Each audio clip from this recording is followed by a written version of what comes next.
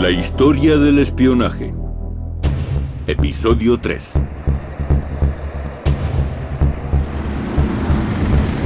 Moscú, agosto de 1991. Los tanques del Ejército Rojo toman la capital de la Unión Soviética.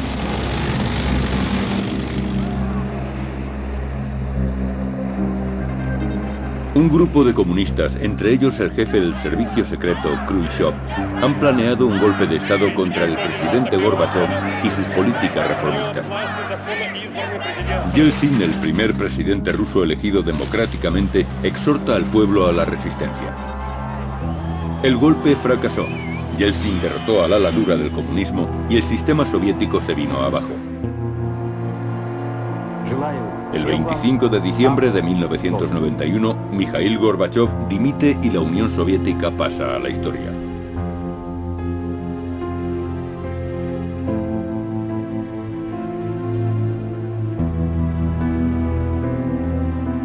La bandera roja que ondeaba sobre el Kremlin fue retirada. Durante la Guerra Fría, los conflictos se desencadenaban por motivos ideológicos, ya fuera por el comunismo, por el capitalismo o por el tercer mundo. La base del conflicto siempre era ideológica. Y los bandos estaban muy definidos, blancos y negros, buenos y malos, dependía de tu origen y de tus creencias. La caída del sistema comunista marcó el fin de la Guerra Fría.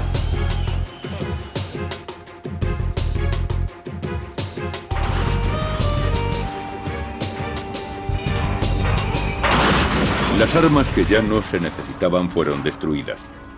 Pero ¿qué supuso el fin de la Guerra Fría para los servicios secretos, para los espías del bando oriental y del occidental? ¿Qué tareas desempeñarían ahora? Fue una reconversión a gran escala que afectó directamente a los servicios de espionaje, aunque hubo mucho alborozo tras la caída de nuestros adversarios.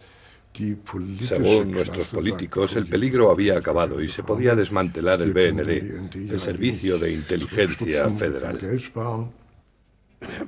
Si hubieran desmantelado el BND, no hubiéramos tenido centro de información. Su función no se centraba solo en la zona oriental, sino en todo el mundo. El capitalismo había ganado. A partir de entonces, el dinero gobernaría el mundo. La globalización es el rasgo que caracteriza el nuevo orden. En todos los mercados, la competencia es voraz y solo sobrevive el más fuerte. La investigación y el desarrollo son caros. El espionaje suele ser más barato, lo que aumenta la demanda de agentes competentes y de profesionales en asuntos exteriores.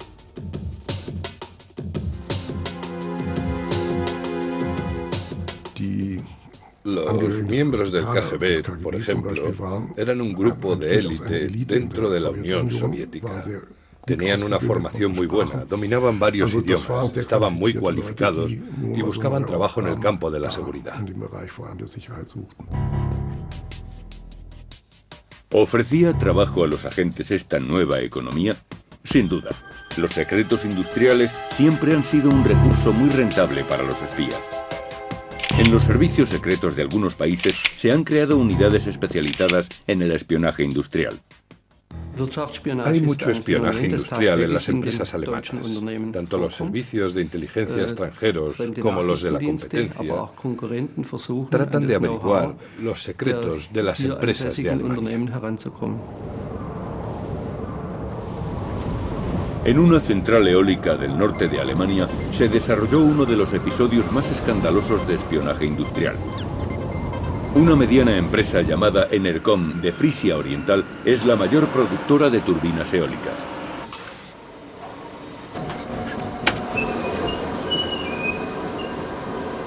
En 1994, Enercon iba a exportar sus turbinas eólicas a Texas, afianzándose así en el mercado estadounidense. Pero en lugar de recibir un pedido por miles de millones, Enercon recibió una carta de California y otra de la Secretaría para el Comercio estadounidense. Les acusaban de infringir los derechos de patente.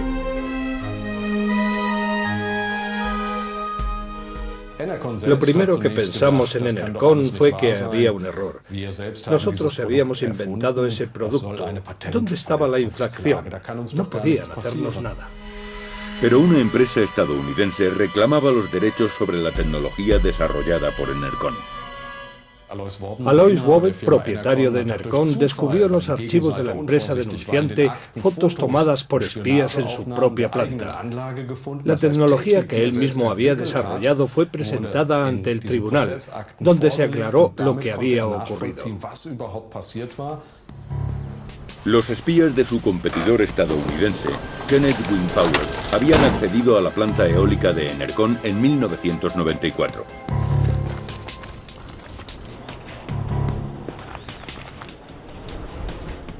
Habían fotografiado todos los datos que les interesaban. La turbina eólica E40 de Enercon estaba mucho más avanzada que la de la competencia. Las ventas eran muy altas. Habían vendido unas 1.650 unidades.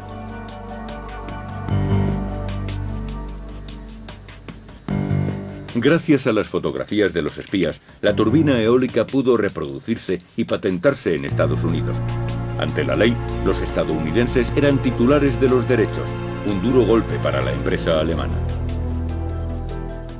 El resultado fue que Enercon no pudo entrar en el mercado estadounidense hasta 10 años después. No podían pagar a los 100 trabajadores adicionales que iban a contratar y perdieron mucho dinero. Pero no siempre se trata de casos de apropiación de tecnología. Con el apoyo del canciller federal Gerhard Schröder, el consorcio Transrapid vendió su tren de alta velocidad a China. Los planos se entregaron junto con el tren y los chinos no tardaron mucho en sacar su propia versión.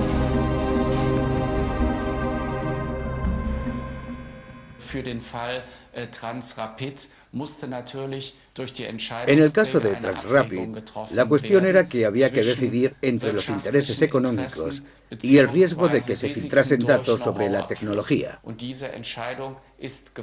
Y se tomó una decisión, así que ahora no podemos quejarnos si se filtraron datos. Como dice el refrán, la imitación es la forma más honrada de falsificar. Las empresas saben que para negociar con China deben darles acceso a los diseños.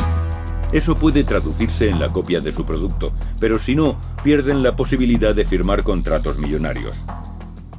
Tampoco a los políticos les interesa ponerse en contra, pues eso podría perjudicar las relaciones bilaterales. Todos los países desean hacer negocios con China, por eso nadie protesta. El cambio de la economía china introducido por Deng Xiaoping en 1992 favoreció su expansión.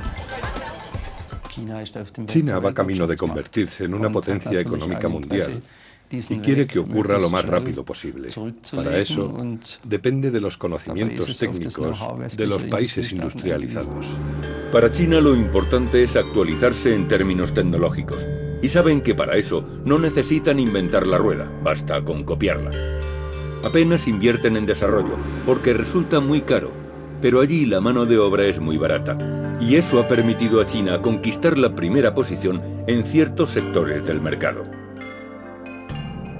En China no creen estar haciendo nada malo al copiar tecnología. Consideran que eso beneficia al país y favorece la creación de empleo. En Irán, el bien del país depende de la energía nuclear. El gobierno iraní reivindica su derecho a utilizar energía nuclear con fines pacíficos, pero en Occidente temen que su objetivo sean las armas nucleares. Irán ya posee misiles de medio alcance, 3 Saab-3, capaces de transportar ojivas nucleares, incluidas bombas, a más de 2.000 kilómetros. Los iraníes eludían la supervisión de la Autoridad Internacional para la Energía Nuclear y obtenían materiales e información de Pakistán ilegalmente. Occidente trataba de impedirlo por medios diplomáticos y recurriendo a los servicios de inteligencia. Viena. En el año 2000, un científico nuclear ruso se encontraba en una misión secreta para la CIA. Su maletín contenía planos confidenciales para la construcción de un detonador de bombas nucleares. El plan era pasárselo a los iraníes en Viena. La CIA pretendía sabotear su programa nuclear, pues este material secreto contenía errores incluidos a propósito. El experto ruso consideraba la misión bastante arriesgada. Le parecía demasiado evidente, así que sin consultar decidió indicarles a los iraníes que podía haber algunos errores. De este modo, el engaño resultaría más creíble. Así, los iraníes recibieron los planos de la bomba atómica directamente de manos de la CIA. Fue un episodio curioso. Yo vi la dirección de la calle donde entregaron el paquete y era correcta. Pero no sé si la historia es verdadera o no. Hasta ahora no hemos visto nada parecido. En teoría, el sabotaje es la técnica ideal. En mi opinión, se trata de la solución más fácil y limpia para evitar que un país cuente con armas nucleares. Las instalaciones nucleares de Irán se encuentran vigiladas constantemente por satélite. Como potencia, Irán podría alterar de manera decisiva el equilibrio de poder en Oriente Medio. El servicio de inteligencia israelí, el Mossad, nunca permitiría que un régimen islámico radical tuviera armas nucleares. Estoy seguro de que en el pasado, y también recientemente, se ha recabado bastante información como para desarrollar programas militares eficaces. Bruselas, sede central de la competitividad mundial. Las decisiones más trascendentes se toman aquí, de modo que es un objetivo muy rentable para los espías. En la Unión Europea median los intereses mutuos, intereses que cambian cuando se trata de servicios de inteligencia. A veces, el espionaje dificulta la actuación de la Unión Europea.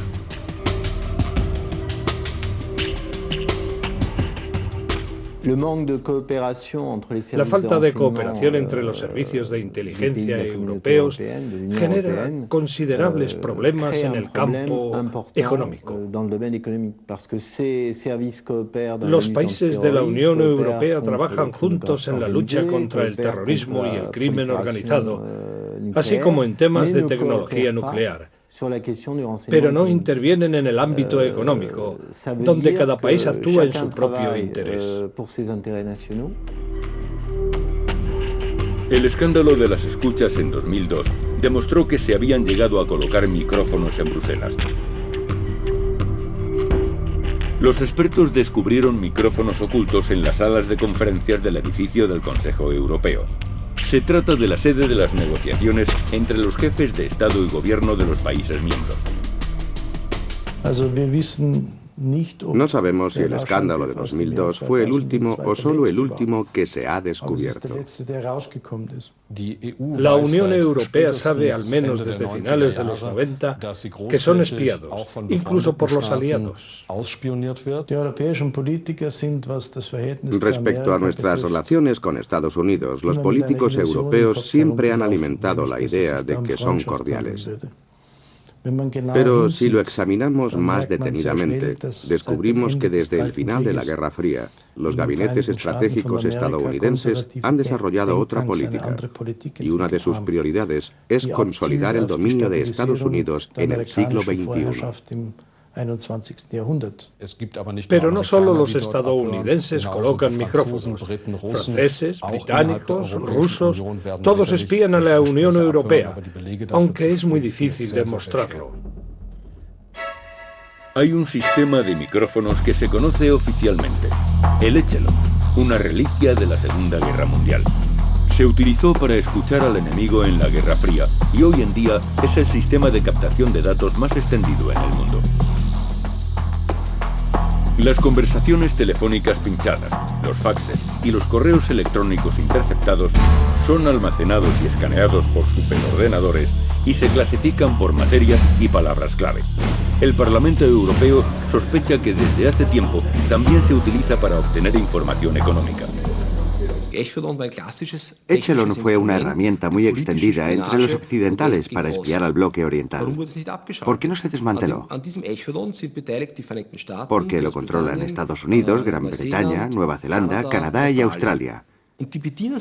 Obtienen información de todo el mundo con este sistema electrónico y lo utilizan para el espionaje industrial. El espionaje económico o el espionaje empresarial no son prácticas habituales en Estados Unidos. No se consideran algo... Generalmente no está bien visto. No se considera una actitud ética. Pero cuando Estados Unidos dice que no practica el espionaje económico, rara vez les creen. Admiten que sí espían cuando tienen sospechas de corrupción. Esa es su excusa. Visita de Estado del presidente Mitterrand a Arabia Saudí. Los franceses deseaban hacer negocios lucrativos en un mercado que siempre había dominado Estados Unidos. Pero los estadounidenses lograron evitarlo. Pincharon conversaciones en las que se habló de sobornos. El acuerdo con Francia se vino abajo y los saudíes cerraron aquel negocio con los estadounidenses. Se sabe que entre aliados también hay espionaje económico, pero no se habla de ello por motivos políticos. Sin embargo, norteamericanos y británicos reconocen abiertamente haber espiado a países aliados. En Alemania se desconfía desde la Guerra Fría. Frases como «los amigos no se hacen esas cosas» o «solo espiamos al bloque oriental» no nos convencen. La central de información de Echelon más grande se encuentra en Mengistu, Gran Bretaña. Estas enormes pelotas de golf pueden capturar llamadas telefónicas, faxes, correo y todo tipo de tráfico electrónico a través de Internet. Cantidades ingentes de datos. La información se procesa para buscar palabras específicas. Aseguran que solo se rastrean conceptos relacionados con el terrorismo como Al-Qaeda. Pero entonces también podría hacerse con la palabra turbina. Se dice que el sistema cuenta con más de 120 satélites y estaciones de tierra repartidas por todo el mundo y puede supervisar el 90% del tráfico de Internet. La información es evaluada por la Agencia de Seguridad Nacional de Estados Unidos, NSA. Con sus 38.000 empleados, la NSA es el servicio de inteligencia más grande del mundo. En sus cuarteles generales, en Fort Meade, se recogen y analizan los datos. Nueva York, las Torres Gemelas del World Trade Center, un símbolo del poder capitalista. Tras la caída de la Unión Soviética, Estados Unidos se convirtió en la única superpotencia. La protegían fuerzas bien equipadas y al menos 12 servicios de inteligencia. El terrorismo internacional era una de sus mayores preocupaciones, si bien aún no se consideraba una amenaza para la seguridad del país. Pero ocurrió. El terror islamista atacó a Estados Unidos y provocó la conmoción del 11 de septiembre de 2001. Holy fuck! Oh my God! Oh my God! Jesus fucking Christ!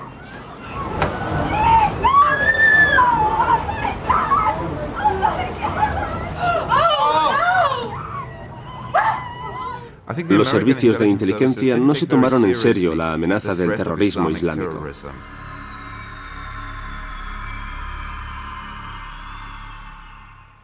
A nadie se le pasaba, ni por la imaginación, que un avión comercial pudiera ser secuestrado por terroristas suicidas y pilotado y estrellado contra las Torres Gemelas. Uno de los errores más graves que se cometieron, si hay que señalar uno, fue la poca agresividad con que nuestro gobierno abordó este nuevo tipo de amenaza. Meses antes de que estrellaran los aviones contra el World Trade Center, las autoridades estadounidenses ya habían escuchado y grabado conversaciones de los secuestradores. El problema fue que no tenían suficientes traductores de árabe para que descifraran todas las conversaciones. Lo que hay que preguntarse es si los servicios de inteligencia hicieron todo lo posible para evitar la catástrofe del 11S. Y la respuesta es no, no lo hicieron. Ninguno de los servicios de inteligencia de Estados Unidos, el FBI, la CIA, los servicios militares, la NSA, nadie reconoció la amenaza, ni supo interpretar la información con la rapidez y precisión necesaria, pero tuvieron esa información en sus manos. Aeropuerto de Portland. Los terroristas pasan los controles de seguridad 3 horas antes de los ataques al World Trade Center. Un agente había proporcionado información de la CIA sobre la célula terrorista de Hamburgo, pero esos datos no llegaron a analizarse.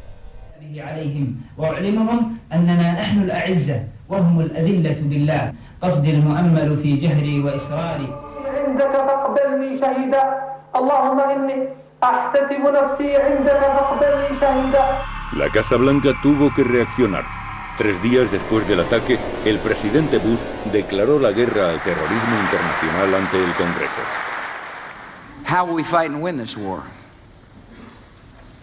We will direct every resource at our command, every means of diplomacy, every tool of intelligence, every instrument of law enforcement, every financial influence, and every necessary weapon of war, to the disruption and to the defeat of the global terror network.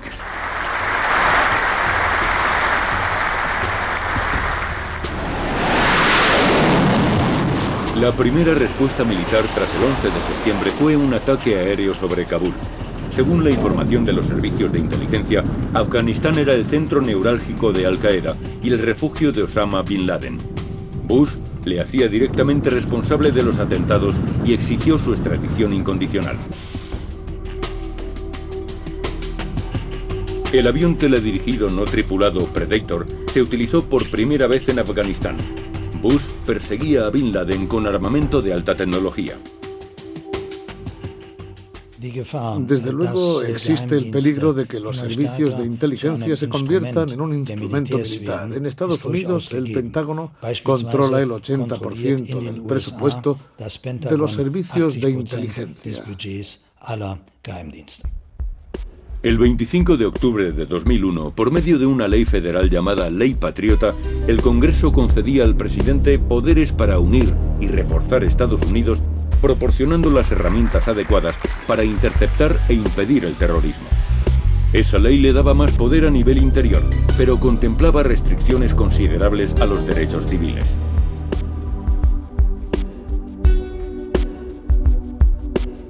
La NSA recibió autorización para implantar un programa de vigilancia y escuchas integral.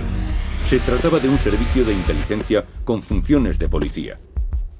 La NSA pincha las redes de las principales compañías telefónicas y reúne datos de más de 200 millones de clientes.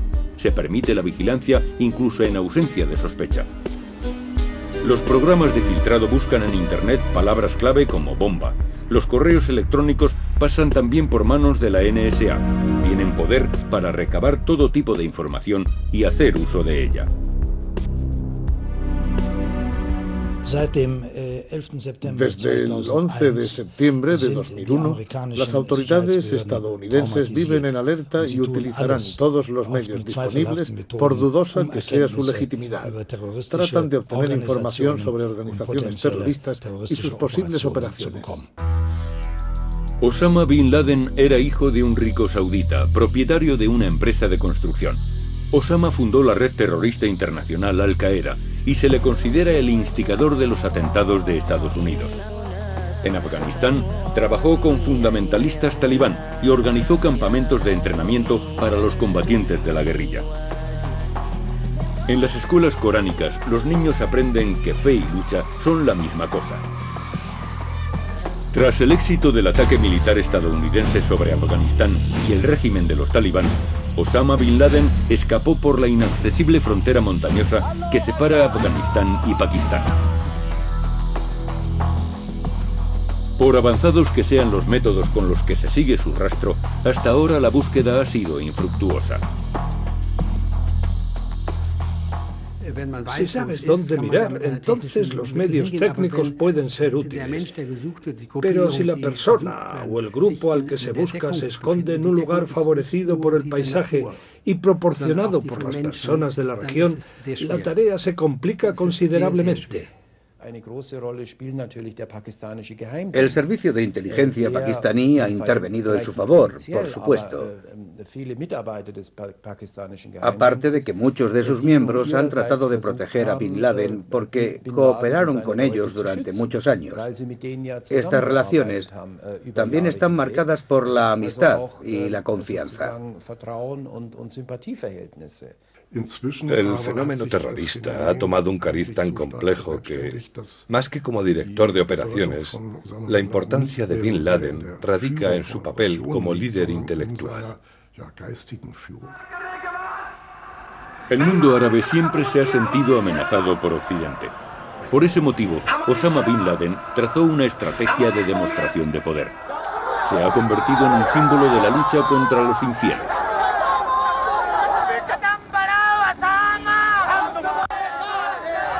Según el gobierno estadounidense, Al-Qaeda y los terroristas islámicos recibían el apoyo de Saddam Hussein, y George Bush solicitó el respaldo de la ONU para lanzar un ataque contra Irak. El secretario de Estado Colin Powell presentó un informe en el Consejo de Seguridad de la ONU. Acusaban a Irak de poseer armas de destrucción masiva.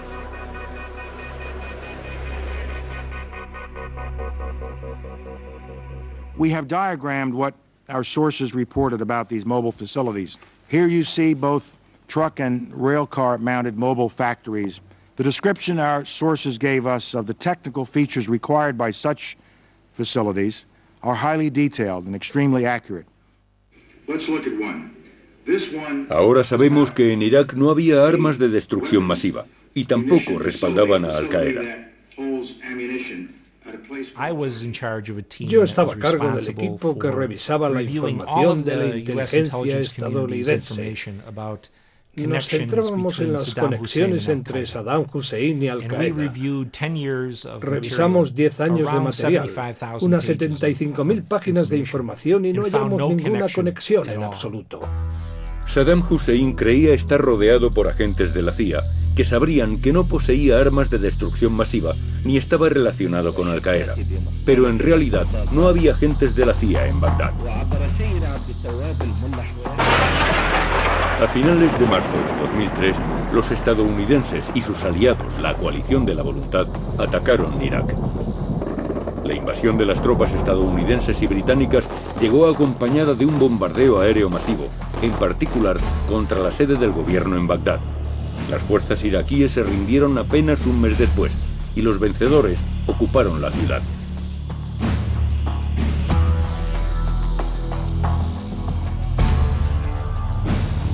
Una inmensa estatua de Saddam Hussein erigida en el centro de Bagdad era el símbolo de la dictadura. La estatua fue derribada para el regocijo del pueblo iraquí.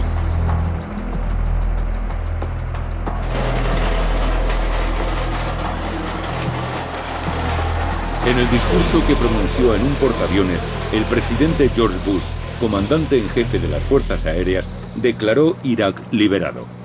Major combat operations in Iraq have ended. In the Battle of Iraq, the United States and our allies have prevailed.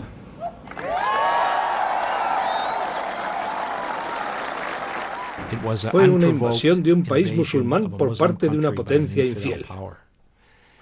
Como consecuencia de lo que ocurrió en Irak, Bin Laden y Al-Qaeda pasaron de ser un hombre y su organización a convertirse en una filosofía y un movimiento. Su trascendencia sobrevivirá al propio Bin Laden y Al-Qaeda y seguirá ganando adeptos en el futuro. En Irak aún no se ha implantado la paz. Los atentados sacuden el país casi a diario.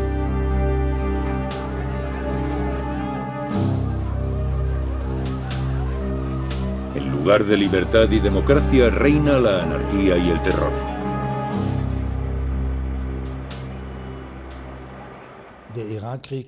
Durante la guerra, Irak fue un campo de batalla mundial.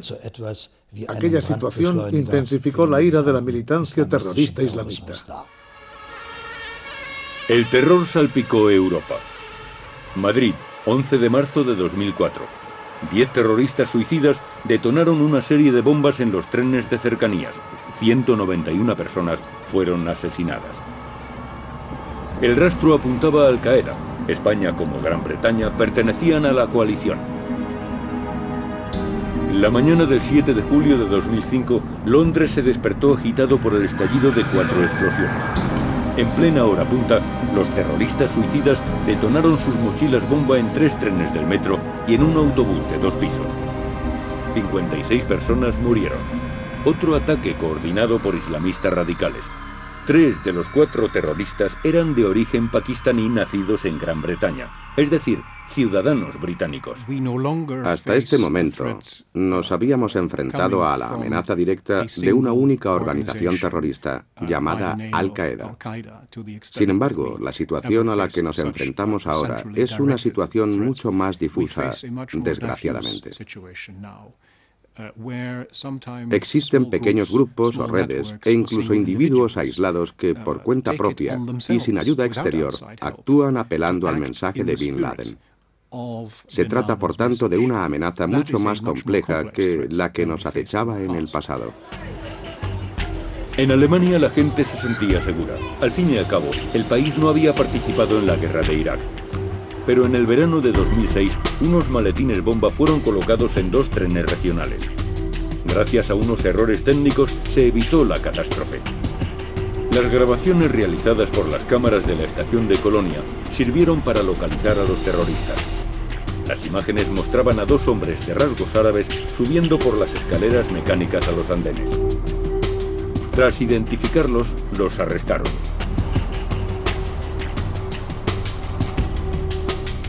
Los políticos exigieron más vigilancia y que se relajasen las leyes para la protección de datos. Pero el miedo a una sociedad transparente movilizó a los defensores de los derechos civiles. Las redes de datos, el reconocimiento facial y las técnicas de búsqueda por ordenador facilitan considerablemente el seguimiento de los sospechosos.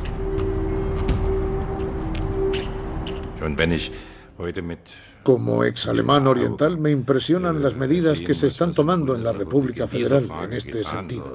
No solo por las cámaras. Ni en nuestra época la vigilancia llegó a ese punto. La lucha contra el terrorismo no justifica este tipo de medidas.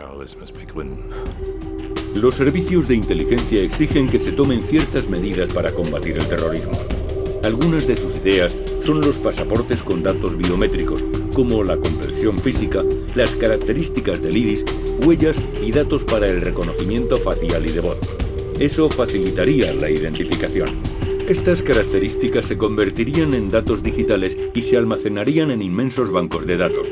Con ayuda de ordenadores, todos podríamos ser identificados. ¿Es factible esta sociedad transparente? En cierta medida y en ciertos ámbitos, esos métodos ya se aplican en Alemania. Con el sistema de bonus, por ejemplo, las empresas pueden comprobar exactamente quién ha comprado qué, dónde, cuándo y cómo. Se identificaría enseguida a alguien que pidiese un objeto poco solicitado. Si reúnen todos los datos y los procesan para componer un perfil, ya tenemos a un ciudadano transparente. Ahora todo el que viaje a Estados Unidos debe dejar registrados su iris y su huella dactilar. Estos datos proporcionan un gran margen de actuación en cuanto a vigilancia y rastreo. Pero todos estos millones de datos reunidos deben ser evaluados por los servicios de inteligencia, preferiblemente con un programa capaz de analizar grandes cantidades de información y reconocer índices muy complejos. Eso pretenden las autoridades. En Alemania, la empresa Ontos está desarrollando un programa de este tipo. No basta simplemente con leer la información. Es necesario procesarla y combinarla para reconocer lo que realmente esconde. Los datos aislados no sirven de nada por sí mismos.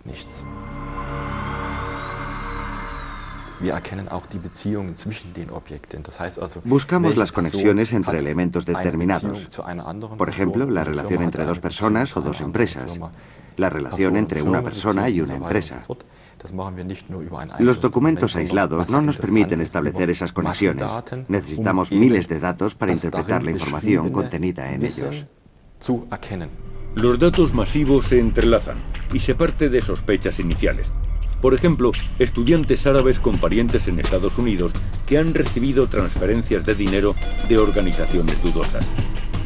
A partir de ahí se inician investigaciones para buscar pruebas concretas. Una solución de software de la que actualmente también dispone el gobierno alemán. Tiene un propósito muy específico que no es el de intercambiar información. Se trata de hacer lo posible para contribuir al reconocimiento temprano de un ataque inminente. Necesitamos entender las estructuras que pueden llevar a una situación de peligro. Debemos ser capaces de analizarlas para llegar a conocerlas en profundidad.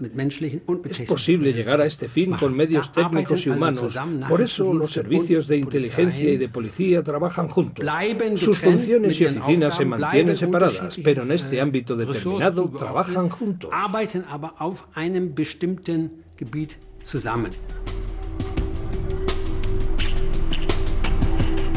Incluso técnicas tan avanzadas como la videovigilancia, la vigilancia por ordenador o las redes de datos no son suficientes por sí mismas. Es imprescindible que los agentes se infiltren en círculos sospechosos. Necesito agentes infiltrados en el entorno de las células terroristas. Agentes que hablen su idioma, que tengan el mismo aspecto y que vivan según sus costumbres. Puede que sea difícil, pero eso no debe convertirse en un obstáculo para nosotros. Pero en el mundo de los islamistas radicales, los métodos de infiltración que suelen utilizarse no son suficientes.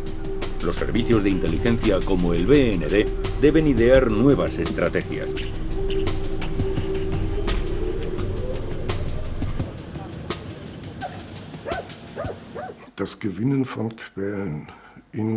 El mayor deseo de estas personas es ir al paraíso, no hacerse ricos.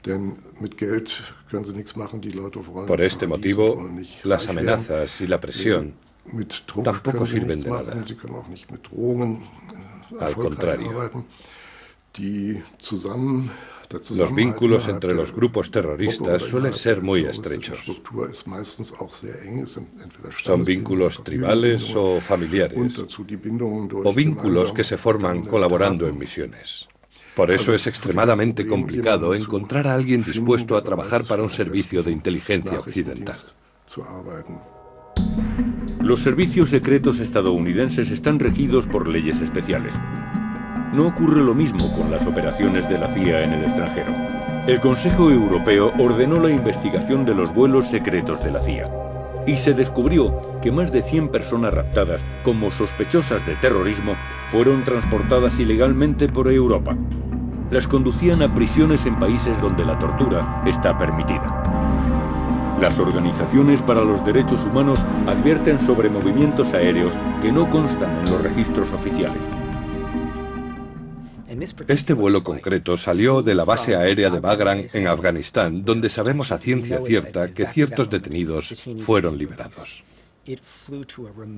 De allí voló a un remoto aeropuerto comercial al noroeste de Polonia, luego a un aeropuerto militar en Rumanía, después a Marruecos y por último a Guantánamo.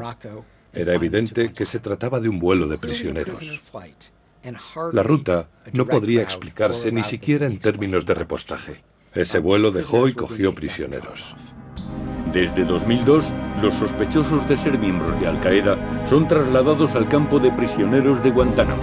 Allí les niegan sus derechos civiles y sus derechos como prisioneros.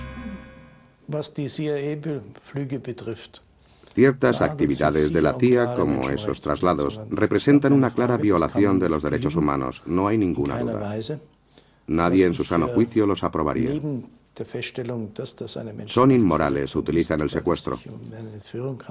Pero lo más preocupante es el descaro con que se realizan estas detenciones y traslados por el territorio europeo. Desobedecen las leyes internacionales y, sobre todo, violan los derechos humanos. Los sospechosos de terrorismo son perseguidos y capturados empleando la tecnología más avanzada. Encontrar su rastro se premia con enormes recompensas.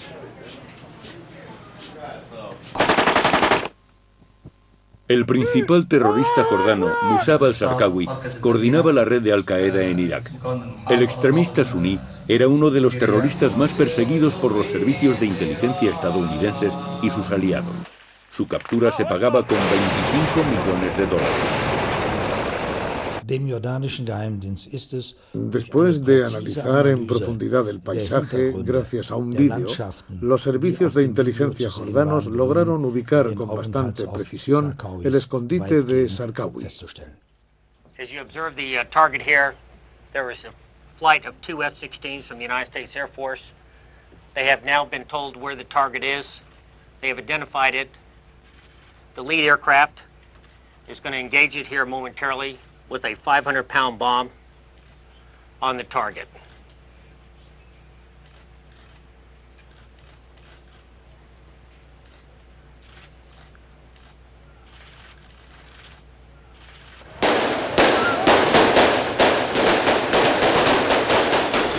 La situación es confusa y muy peligrosa. Una guerra desequilibrada, terroristas suicidas contra fuerzas de élite y las técnicas más avanzadas.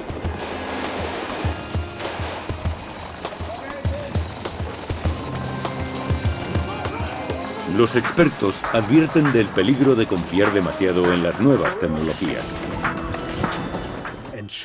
Lo verdaderamente fiable es la fuente humana. Es el único modo de obtener información real. Desgraciadamente, el factor humano ha sido relegado a un segundo plano.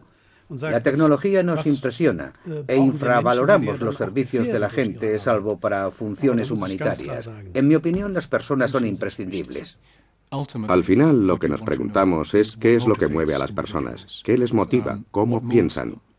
Y para averiguarlo es necesario el elemento humano.